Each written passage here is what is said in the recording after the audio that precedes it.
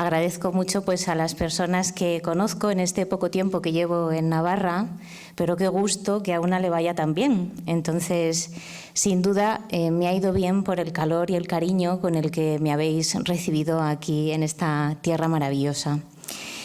Tengo que dar las gracias por la selección del tema. Muchas gracias a Begoña Pérez, la vicerrectora, y gracias a todas las personas que han considerado que efectivamente la sociedad necesita construir una opinión informada acerca de los problemas que tienen que ver con la pornografía digital, que comúnmente también la llamamos pues, pornografía mainstream o nueva pornografía.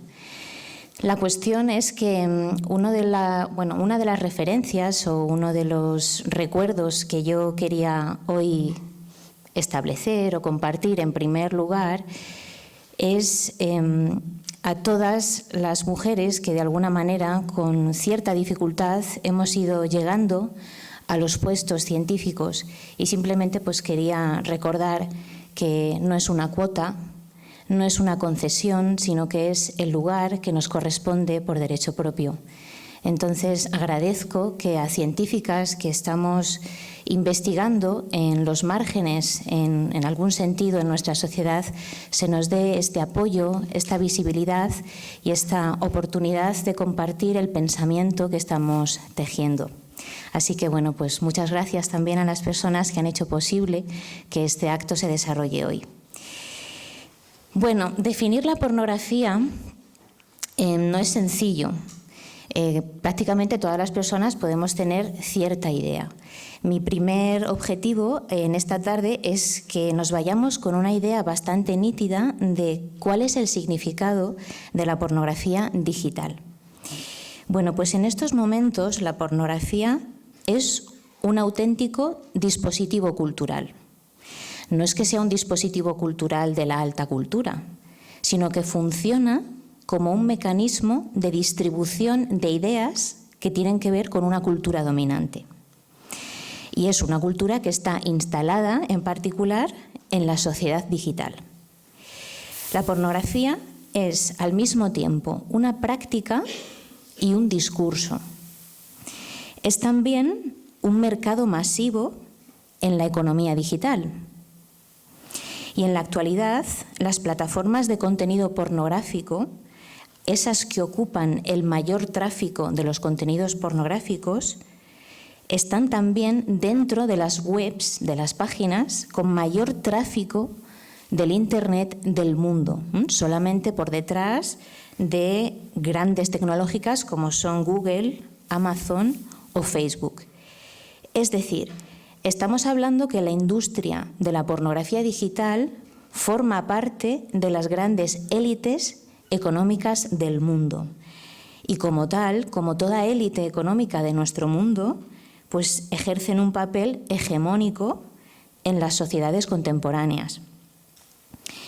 La pornografía en estos momentos configura una auténtica geografía digital y tanto su relato como su forma de representación, su iconografía, su discurso, su modelo sexual, han alcanzado pues, un importante poder de influencia cultural, que es lo que esta tarde también vamos a analizar, cómo la pornografía ha conseguido influir en toda la producción cultural contemporánea.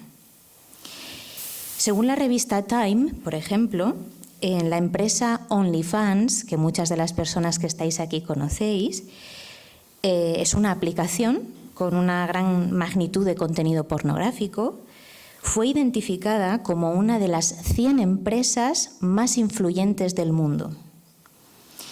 Según datos de la investigadora Karen Gabriel, en Estados Unidos, fijaos, se producen entre 10.000 y 11.000 películas pornográficas al año. Si contrastamos, por ejemplo, con la producción de películas de Hollywood, que son 400. Fijaos, la industria pornográfica entre 10.000 y 11.000 películas y Hollywood alcanza a producir unas 400 películas al año. Con frecuencia, nuevas ideas tecnológicas colman el mercado de productos de carácter pornográfico y son, por ejemplo, en estos momentos, la pornografía en realidad virtual y los dispositivos asociados que tiene, la pornografía en realidad aumentada, los deepfakes, los hologramas pornográficos. En estos momentos se puede comprar un proyector de hologramas y se puede proyectar, digamos, la imagen de una mujer en 3 dimensiones, una mujer construida a medida por parte del consumidor en el propio domicilio, en casa, con estos proyectores. También existen las llamadas novias virtuales y también están los videojuegos sexuales. Bueno, pues según el último informe publicado por la plataforma de pornografía digital con mayor tráfico del mundo, el acceso a su web se realiza en un 97% de los casos a través de dispositivos móviles. Es decir, prácticamente todo el mundo tiene acceso a estas plataformas de pornografía. Los smartphones constituyen el 84% de estos casos. El análisis social y cultural de la pornografía ha sido objeto de estudio científico y académico más o menos desde el último tercio del siglo XX. Son diversas las disciplinas que se han ocupado de observar, pues, el devenir de esta industria y, por ejemplo, se ha estudiado el imaginario de la pornografía, sus prácticas, sus características específicas, su significado, su modelo de representación de la sexualidad y también los efectos que ha causado y está causando en las sociedades y en la cultura. Existe en la academia un conjunto de escuelas intelectuales que han impulsado la creación de conocimiento al respecto de las distintas aristas que contiene la pornografía. Parte de estas aristas se componen de elementos que consideramos problemáticos sobre los que necesitamos pensar. Por ejemplo, se estudia el uso problemático de pornografía en adolescentes y en personas adultas. También se está investigando la adicción a la pornografía en campos como en la medicina, la psicología, la neurociencia y las ciencias sociales. Las ciencias jurídicas, por su parte, pues han ido aportando perspectivas y debates en relación a la regulación de la pornografía. No obstante, no todos los enfoques de estudio apuntan hacia las dimensiones problemáticas de la pornografía masiva. Algunas escuelas defienden un punto de vista positivo e investigan efectos que consideran favorables para las personas, la cultura y la sociedad. No es este el enfoque que yo voy a emplear hoy, pero es importante mencionar que existen otras miradas que no son totalmente críticas con la pornografía. También se está produciendo conocimiento, pues, sobre otras propuestas pornográficas que se han ido desarrollando en otros circuitos, en circuitos que son alternativos a las grandes empresas que controlan el negocio y el relato dominante. La literatura de referencia, la literatura académica, quiero decir, muestra que la pornografía ha logrado adquirir el poder de moldear el comportamiento sexual de hombres y de mujeres. Su canon conductual se ha extendido hacia muchas de las formas de relación y también hacia las formas de expresión cultural de la sociedad contemporánea. La capacidad de influencia de la pornografía ha alcanzado un desarrollo tan expandido que en las ciencias humanas, sociales y en los estudios culturales se acuñó el concepto de pornificación de la sociedad y la cultura. A este concepto, pues, a menudo también se le refiere como porno chic o sexualización de la cultura. El modelo de sexualidad pornográfico se publicita desde distintos ámbitos del cine, la música y las series de televisión. Este proceso de pornificación, pues, es contundente. Lo vamos a ver después en la parte que nos va a explicar Yolanda Domínguez. El canon pornográfico se aloja transversalmente en todos los medios y en todas las redes sociales, en la forma en la que se piensa, en la forma en la que se produce y se muestra la música popular, en las maneras de autorrepresentarse y crear contenido en las redes sociales, en los guiones de las series y las películas de las plataformas digitales, o en cómo imaginan y construyen jóvenes de muchísimos países su sexualidad y sus formas de relación social. Las problemáticas derivadas de la pornografía han suscitado diversas investigaciones multidisciplinares en los últimos años, y algunas de ellas se han enfocado en estudiar los impactos que la pornografía tiene en la población en edad escolar y adolescente. Estos estudios en concreto se han ocupado de examinar la influencia de la pornografía como una pedagogía sexual que enseña e induce a la construcción de un modelo de sexualidad específico. Los últimos datos informan de que la edad de toma de contacto con el contenido pornográfico digital ha descendido a los 8 años. En la mayoría de casos, este acceso se produce de manera involuntaria. Los y las menores acceden a un contenido explícito, completamente ajeno a su cosmovisión infantil, que crea disrupciones en su desarrollo personal y social. Sabemos también que el consumo de pornografía se convierte en frecuente y cotidiano ya sobre los 12-15 años, especialmente en los chicos.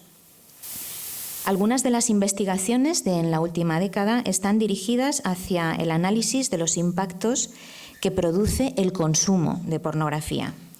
Por ejemplo, las investigaciones han estado estudiando cómo la pornografía incide en la regulación emocional, en las actitudes y en las conductas de estudiantes de nivel universitario, en la relación que tiene con el sexting, en el desarrollo psicosexual, en la construcción de creencias distorsionadas sobre las mujeres, en las relaciones afectivo-sexuales y en la construcción de la masculinidad, en la alienación que produce, en la desconexión empática, en las relaciones sexuales entre jóvenes, en las conductas adictivas y también en su relación con las prácticas sexuales de riesgo. Recordemos que en la pornografía masiva no se utiliza preservativo, aparte de otras prácticas de riesgo y violencia. Bien, pues la trascendencia de la pornografía ha ido en aumento porque ha tenido un desarrollo espectacular gracias a la tecnología digital y al Internet. Al contenido pornográfico digital se puede acceder de manera abierta y gratuita, independientemente de que también haya plataformas de pago. Se accede a través de cualquier dispositivo con conexión a Internet. Es por este motivo que los problemas asociados a la pornografía son de carácter global. Un problema de preocupación común es el efecto que el consumo de pornografía está ocasionando en menores. Como explica, por ejemplo, Gail Dines, la pornografía produce un efecto de secuestro de libertad sexual en aquella población en edad infantil y adolescente. Este efecto de secuestro significa que cuando una criatura de 8, 9, 10 años accede de manera involuntaria a la pornografía, esa disrupción que le causa el contenido también implica una forma ya de moldear la sexualidad que después va a ir desarrollando. Por eso Gail Dines se refiere a este efecto como un efecto de secuestro de la libertad sexual, porque les impide poder hacer un descubrimiento libre y personal, individual, de su sexualidad. Al mismo tiempo, la pornografía digital que consumen hace la función de motor de educación en el elogio a la violencia.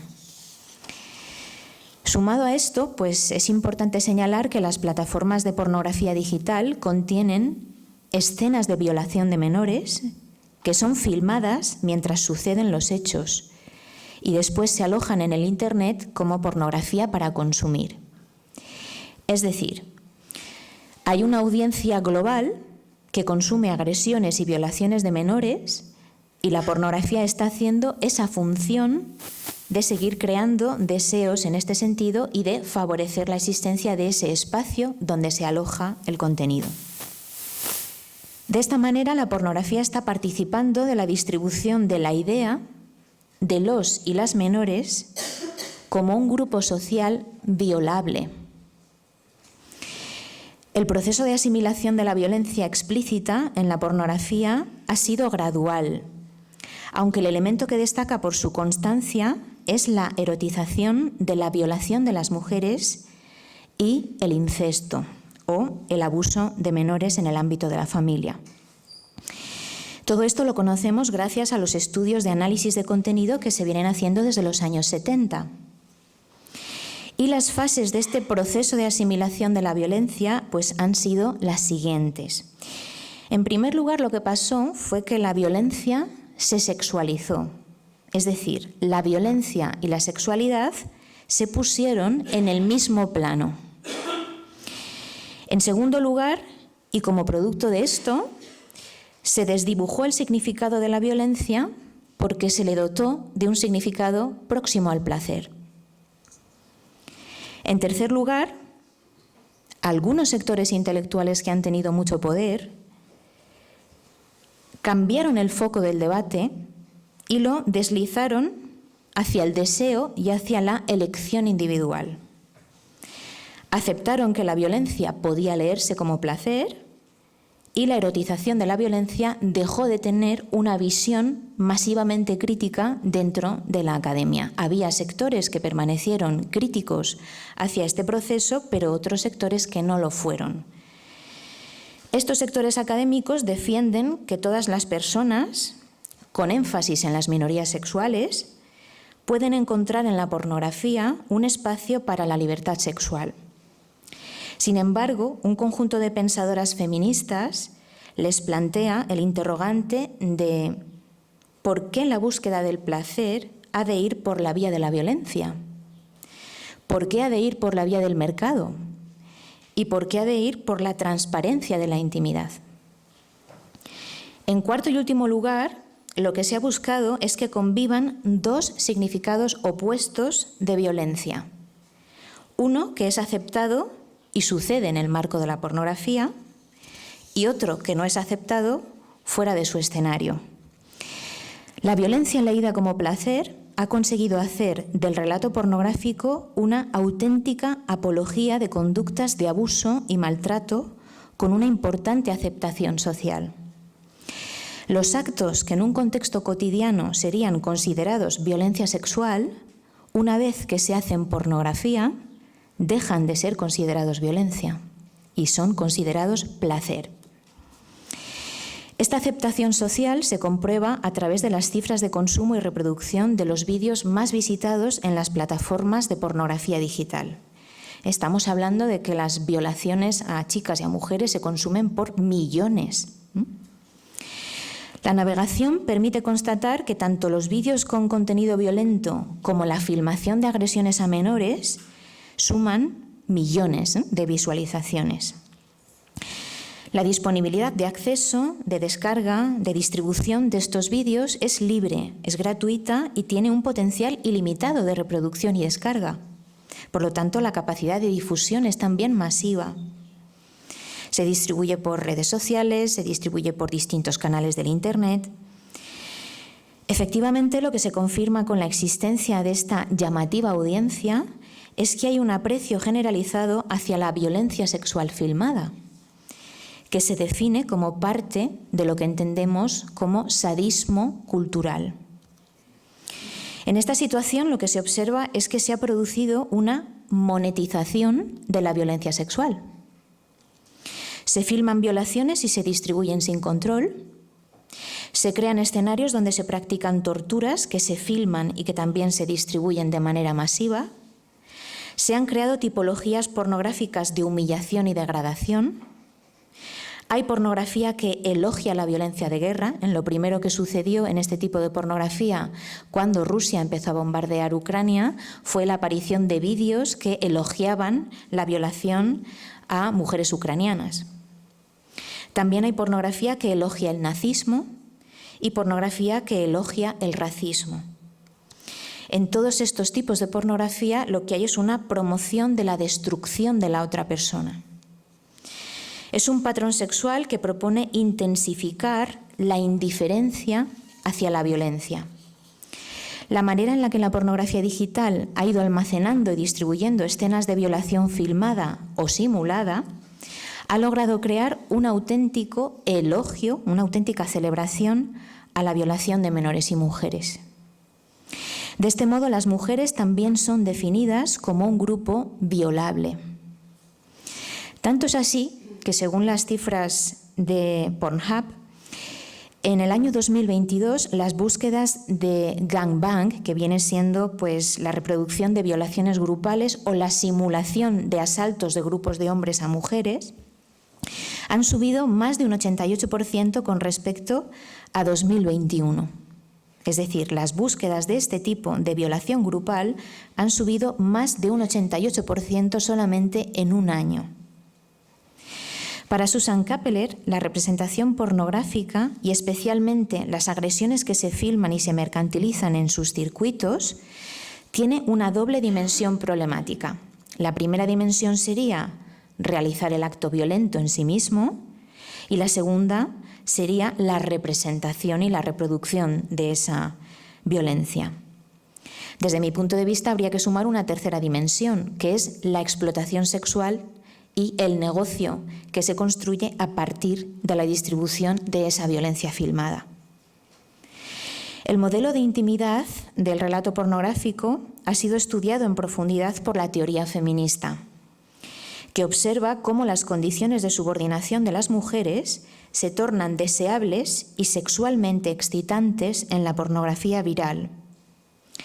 La teoría feminista observa que en los fundamentos de la pornografía heterosexual se establece un escenario que proyecta la subjetivación solamente en los varones y la objetualización solamente en las mujeres. La pornografía es un lenguaje masculino que persigue definir a las mujeres dentro de unas características concretas, sujetas a la dominación de otros. A la teoría feminista le interesa averiguar qué representación de la desigualdad, qué representación de la violencia, qué representación de la misoginia y la deshumanización pone en escena la pornografía. Según Andrea Dworkin, una de las mayores teóricas feministas sobre la pornografía, para que se puedan dar las condiciones de posibilidad de la subordinación de un grupo social frente a otro, ha de existir primero un proceso cultural de objetualización, un proceso de construcción de jerarquías sociales y una promoción de la sumisión y de la violencia. En el caso de la subordinación de las mujeres, estos elementos son sexualizados.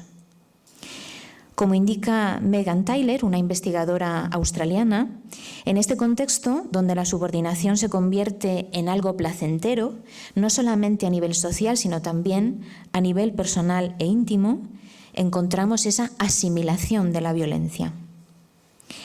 En el estudio que hace Michelle Amarzano, filósofa que trabaja en la Academia Francesa sobre la pornografía, observa que en su guión se produce una aceptación gradual de las mujeres como objetos subordinados y que ellas se proponen a sí mismas para recibir las torturas. Esto es en el guión que propone la pornografía. Se narra un consentimiento servil de su degradación.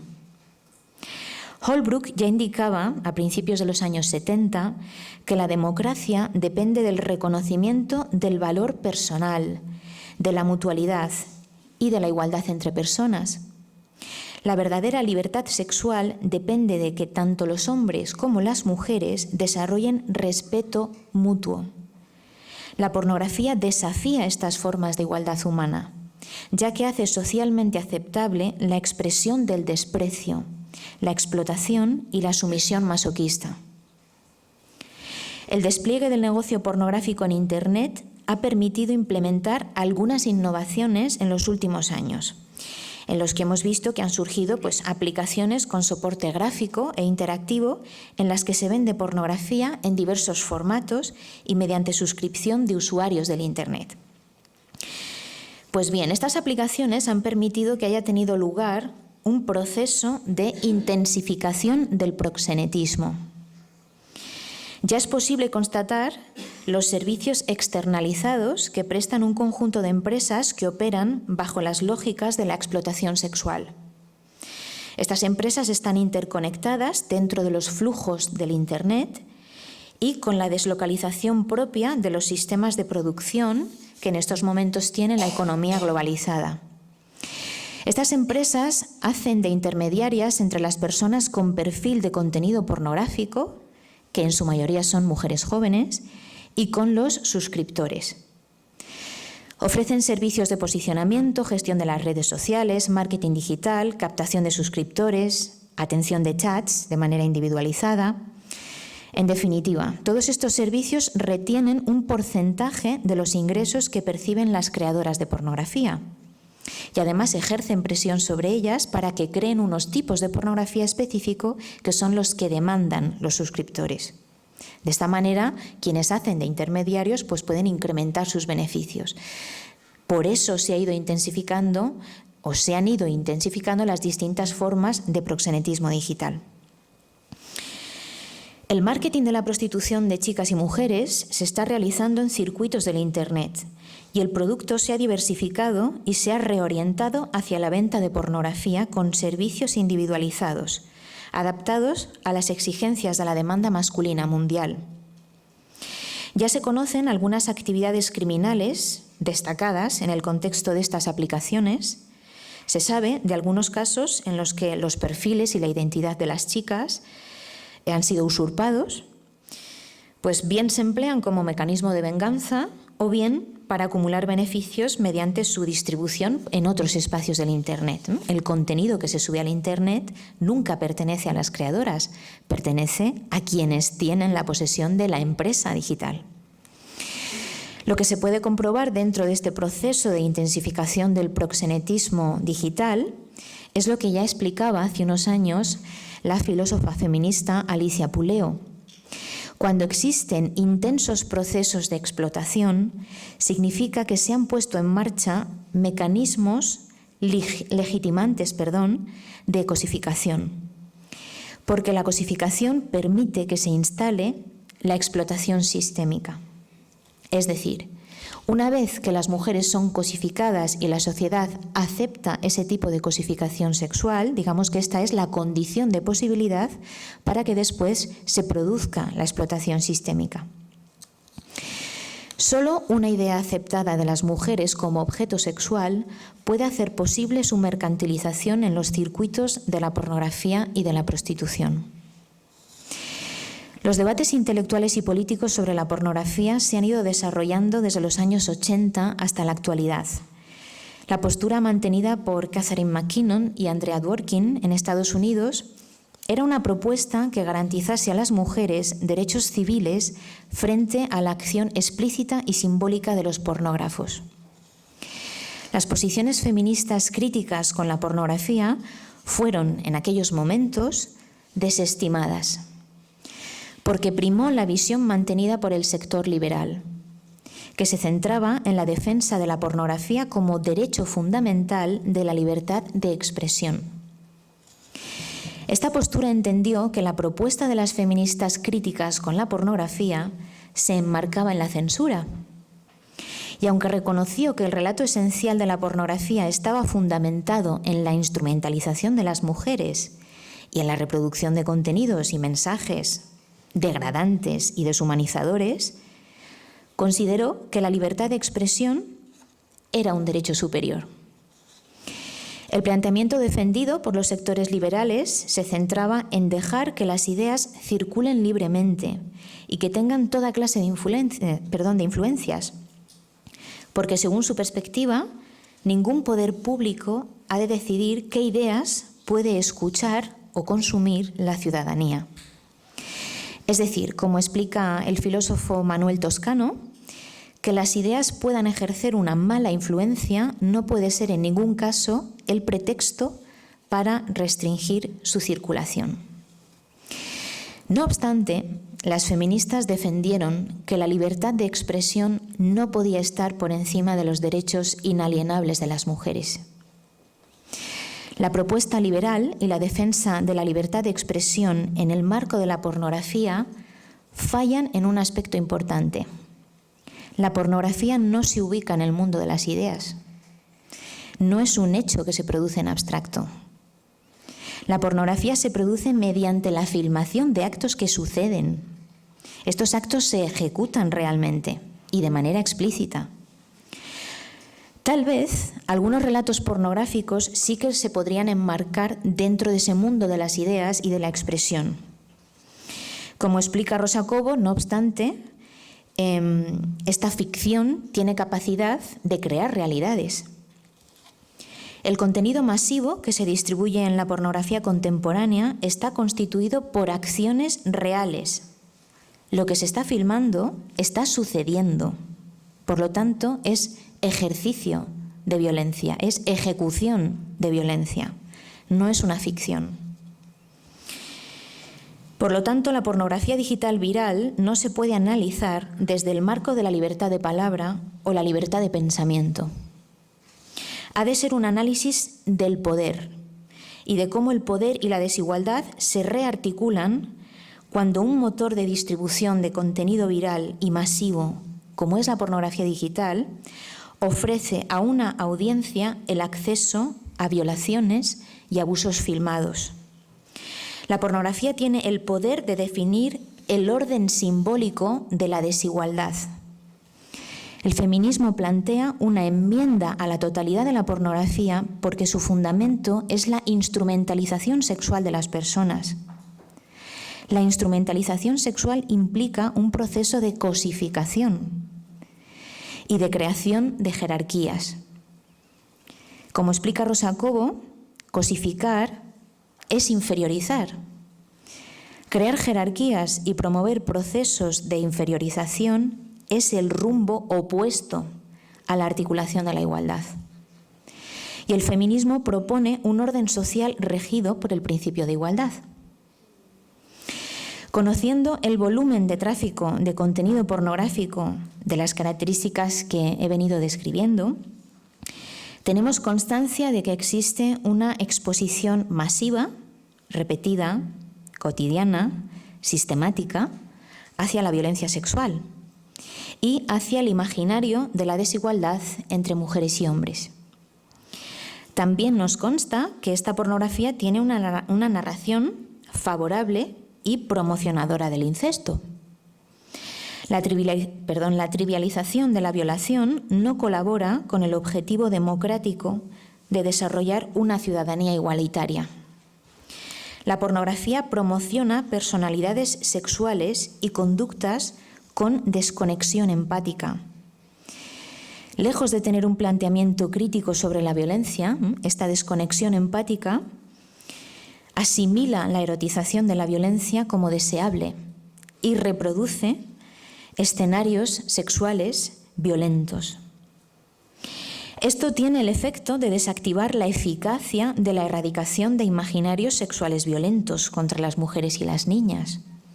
Perpetúa las conductas humanas que se alejan del principio de igualdad. Como podemos observar, la pornografía constituye un problema global en el mundo contemporáneo. Es por todos estos motivos preciso que las ciencias humanas y sociales sigan avanzando en la investigación sobre este fenómeno y que toda esta investigación se oriente hacia el abordaje de todos los retos que esta problemática plantea a nuestra sociedad digital. Yo animo a que se sigan realizando investigaciones multidisciplinares y, en estos momentos dirijo un equipo de investigación con fondos de la Universidad Pública de Navarra, que a lo largo de los próximos 2 años nos va a permitir profundizar en las problemáticas de este fenómeno y también podremos después distribuir los resultados que esta investigación nos aporte. Muchas gracias por la escucha y doy paso a Yolanda Domínguez y a su exposición y después tenemos tiempo para preguntas y debate. Gracias.